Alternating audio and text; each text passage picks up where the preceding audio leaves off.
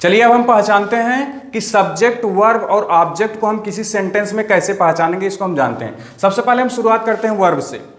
Verb क्या होता है?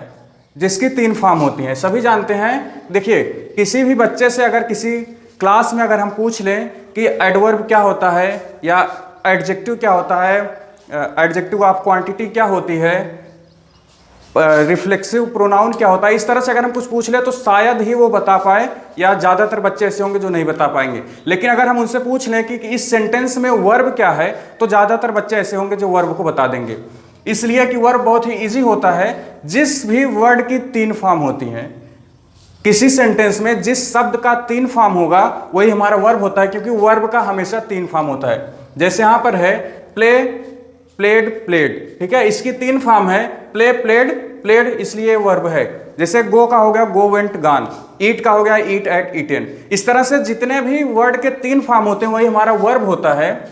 अच्छा, क्या जरूरी है वर्ब का 3 फॉर्म होना? वर्ब का 3 फॉर्म होना बहुत ही जरूरी है, क्योंकि देखिए वर्ब का 3 फॉर्म में कहाँ जरूरत पड़ती है। आप टेंस का नाम सुने होंगे, टेंस आई होप सभी जानते होंगे। तो टेंस के 3 भाग होते हैं और आखिर में तीनों के 4-4 पार्ट होते हैं।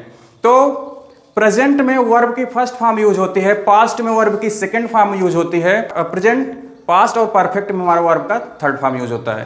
तो फर्स्ट, सेकंड और थर्ड तीनों फॉर्म का यूज टेंस में होता है। तो इसलिए अगर 3 फॉर्म नहीं होगी तो हम टेंस को नहीं बना पाएंगे, और अगर टेंस नहीं बनेगा तो हमें टाइम का पता नहीं चलेगा। तो टाइम का पता चले इसलिए वर्ब की 3 फॉर्म होती है, जिससे हमें पता चलता है कि कोई भी कार्य किस समय में हुआ है। तो वर्ब की 3 फॉर्म हमें, किसी भी वर्ड की जो 3 फॉर्म होती है वही हमें वर्ब का पहचान कराती है, इसलिए हमारा यहाँ पर ये वर्ब है। इस सेंटेंस को हम छोड़ते हैं, इसको हम बाद में डिस्कस करेंगे। यहाँ पर देखते हैं प्लेज, प्लेड, ये हमारा क्या है? वर्ब है।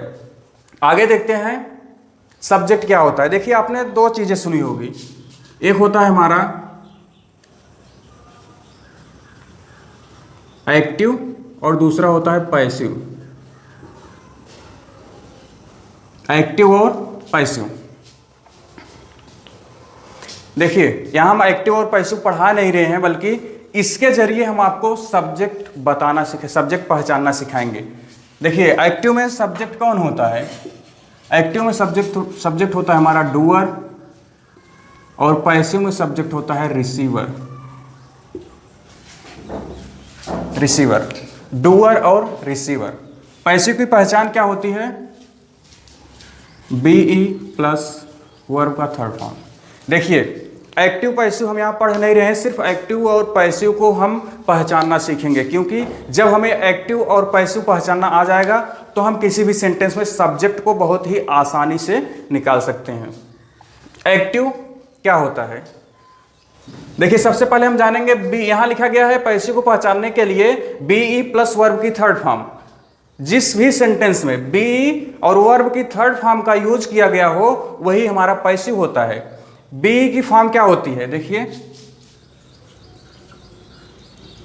बी की फॉर्म होता है हमारा, जिस तरह से वर्ब का 3 फॉर्म होता है, ये भी एक वर्ब है, इसी तरह से बी की भी 3 फॉर्म होती है। पहला होता है इज, एम, आर, दूसरा होता है वाज, वेयर, और तीसरा होता है हमारा बीन। ये बी की फॉर्म होती है, is, am, are, was, were और बीन। अब किसी सेंटेंस में अगर बी की फॉर्म यानी कि इज, एम या आर के बाद वर्ब की 3rd फॉर्म हमें लिखी हुई मिल जाए, किसी सेंटेंस में बी की फॉर्म के बाद वर्ब की 3rd फॉर्म लिखी हुई मिल जाए, तो वो होता है पैसिव हमारा।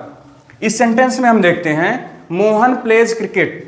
इसमें क्या बी की फॉर्म के बाद वर्ब की 3rd फॉर्म लिखी गई है?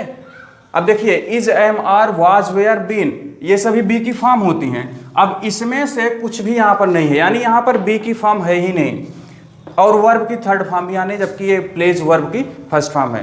तो वर्ब की बी प्लस वर्ब का 3rd फॉर्म यहां पर नहीं है, इसलिए सेंटेंस पैसिव वॉइस नहीं है, ये एक्टिव वॉइस है। इसमें देखते हैं cricket is played by Mohan. अब बी की फॉर्म में देखते हैं इज यहां पर है, इज यहां है, यानी कि यहां बी की फॉर्म तो है। अब वर्ब की 3rd फॉर्म क्या है यहाँ पर? जी हाँ, ये प्लेड, प्ले, प्लेड, प्लेड, ये भी वर्ब की थर्ड फॉर्म है, यानी बी प्लस वर्ब की थर्ड फॉर्म हमें यहाँ पर मिल गई। ये सेंटेंस हमारा क्या है, पैसिव वॉइस में है, यानी ये एक्टिव, ये पैसिव। अब एक्टिव और पैसिव पहचानना हम जान गए, एक्टिव और पैसिव हम पहचान गए, यानी जिसमें बी प्लस वर्ब की थर्ड फॉर्म हो वो सेंटेंस हमारा पैसिव वॉइस होता है। और जिसमें बी, देखिए किसी भी सेंटेंस में ये बी की फॉर्म अगर लगी होती है इज, एम, आर, तो उसके बाद वर्ब की फोर्थ फॉर्म, यानी कि हम कहते हैं जिसको वर्ब की आईएनजी फॉर्म, उसका ज्यादा प्रयोग होता है। जैसे कि कोई भी कॉन्टिन्यूअस टेंस आप ले लीजिए जिसमें ये इज, एम, आर का प्रयोग हमेशा जो है कॉन्टिन्यूअस टेंस में ही होता है। जैसे he is playing cricket, he is playing cricket, वह क्रिकेट खेल रहा है। देखिए इज के बाद वर्ब का आईएनजी फॉर्म आया, वर्ब की फोर्थ फॉर्म लोग कहते हैं, लेकिन हम वर्ब की आईएनजी फॉर्म ही कहेंगे। तो बी के बाद इसमें वर्ब की आईएनजी फॉर्म आई, तो जहां पर भी बी प्लस वर्ब की आईएनजी फॉर्म आए वो एक्टिव वॉइस होता है, और जहां पर बी प्लस वर्ब की थर्ड फॉर्म आए वो पैसिव वॉइस होता है। जहां बी प्लस वर्ब की आईएनजी फॉर्म आए वो एक्टिव वॉइस होता है, और जहां बी प्लस वर्ब की थर्ड फॉर्म आए वो पैसिव वॉइस होता है। तो एक्टिव वॉइस और पैसिव वॉइस पहचानना हम जान गए। तो एक्टिव वॉइस, अब एक्टिव वॉइस और पैसिव वॉइस हम जान गए। एक्टिव वॉइस में जो डूअर होता है वही हमारा सब्जेक्ट होता है। एक्टिव वॉइस में डूअर हमारा सब्जेक्ट होता है, और पैसिव वॉइस में रिसीवर हमारा सब्जेक्ट होता है। हमने एक्टिव वॉइस और पैसिव वॉइस को पहचानना जान लिया। एक्टिव वॉइस में जो डूअर होगा वो हमारा सब्जेक्ट होगा। ये सेंटेंस एक्टिव वॉइस में है, इसमें डूअर कौन है, Mohan pledge cricket, Mohan cricket खेलता है, तो डूअर यहां पर मोहन हो गया, मोहन हमारा सब्जेक्ट हो गया। ये हम देखते हैं पैसिव वॉइस में है, cricket is played by Mohan, cricket is played by Mohan. यहां वर्ब बी की फॉर्म प्लस वर्ब की थर्ड फॉर्म आ गई है, बी की फॉर्म प्लस वर्ब की थर्ड फॉर्म, यानी कि ये सेंटेंस पैसिव वॉइस है। पैसिव वॉइस में रिसीवर, रिसीवर यानी कि जिस पर काम किया गया हो वही हमारा क्या होता है, सब्जेक्ट होता है। यहाँ किस पर काम किया गया है, मोहन क्या खेलता है, मोहन क्रिकेट खेला, तो मोहन ये क्रिकेट हमारा क्या हो गया, सब्जेक्ट हो गया। यानी रिसीवर यहाँ पर सब्जेक्ट होगा, और यहाँ पर जो है डूअर हमारा सब्जेक्ट होगा। ठीक है, ठीक है, यहाँ पर हमारा सब्जेक्ट और वर्ब पहचानना हम जान गए। आई होप आप अच्छी तरह से इसको समझ गए होंगे। अगर आपको एक बार में ये समझ में नहीं आता तो देखिए इंग्लिश है, इंग्लिश एक लैंग्वेज होता है, और किसी भी लैंग्वेज को हम जितना प्रैक्टिस करेंगे वो उतना ज़्यादा हमें समझ में आएगा। तो आप इस वीडियो को अगर ना समझ में आया एक बार में तो दोबारा देखिए, दूसरी बार नहीं आया तीसरी बार देखिए। अच्छी तरह से जब आप देखेंगे तो आपको ये समझ में आएगा, और अगर समझ में आ जाए तो इस वीडियो को एक लाइक ज़रूर करिएगा। ठीक है, धन्यवाद। अब जो हम अपनी अगली वीडियो में डिस्कस करेंगे।